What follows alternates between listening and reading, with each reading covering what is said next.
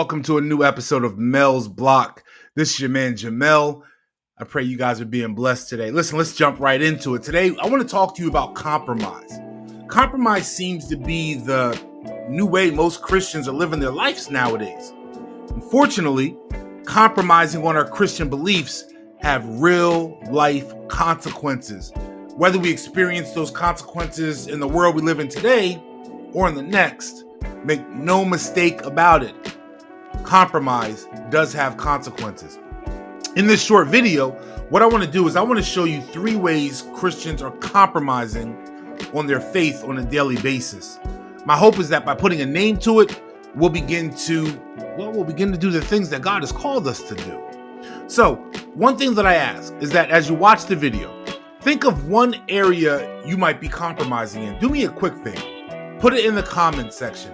I'd love to pray for your strength. I'd love to pray for your endurance. And I'd love to pray that God delivers you from that. So again, as you're watching the video, think about one area of your life that you may be compromising in. Put it in the comment section and let me pray for you. So let's jump right into it. Here's the first area where I see so many believers compromising in. The first way is by failing to study the Bible. See, many Christians don't spend enough time reading and understanding the scriptures. They rely on what they hear from others rather than discovering the truth for themselves. I love always reading and thinking about the Bereans. They listened to Paul, but they didn't take what Paul said at face value. After they left Paul, they went and they studied the word for themselves to see if what he was saying was truthful and reliable. Because the problem with just listening to others rather than discovering the truth for yourself is this can lead to misunderstandings. This can lead to false beliefs. What did God tell Joshua? In Joshua chapter 1 verse 8, he said, "This book of the law shall not depart from your mouth, but you shall muse upon it day and night, that you may be certain to do according to all that is written in it. For then you will make your way prosperous, and then you will have success." See, reading and studying the word for yourself on a daily basis keeps you from error. It keeps you from being led astray. And like God told Joshua, it helps make your way prosperous by being obedient to the will of God. Here's the second area that I see a lot of believers compromising. The second way is giving into temptations. First off, we have to understand that we all face temptation, but Christians are called to resist it. When we give in, we compromise on our faith and we risk damaging our relationship with God. Let me give you 2 scriptures to help you understand this. Matthew chapter 5 verse 13 says, "You are the salt of the earth. But if the salt becomes tasteless, with what shall it be salted? It is no longer good for anything except to be cast out and trampled underfoot by men."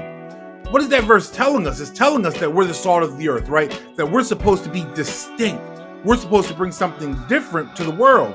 But when we give into temptations, what happens is we lose our distinctiveness and then our testimony becomes worthless. And Jesus himself says at that point, it's good for nothing except to be trampled under the foot of men.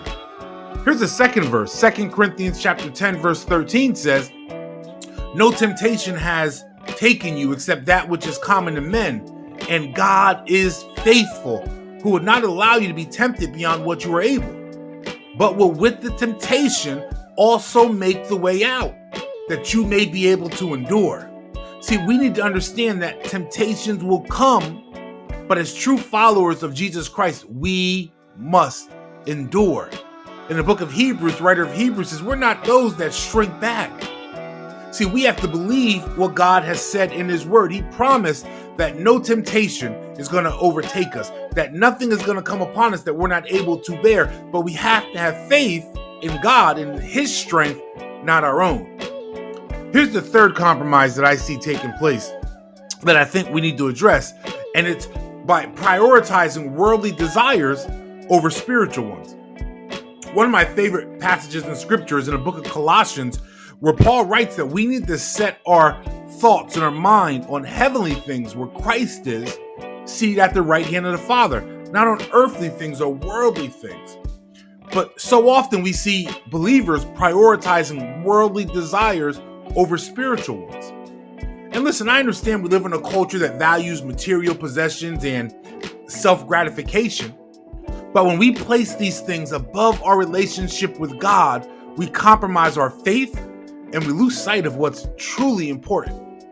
Let me give you another Bible verse. In 1 John chapter 2, verse 15, it says, "Do not love the world, nor the things in the world. If anyone loves the world, the love of the Father is not in him. Because all that is in the world, the lust of the flesh, the lust of the eyes, and the vainglory of life is not of the Father, but is of the world."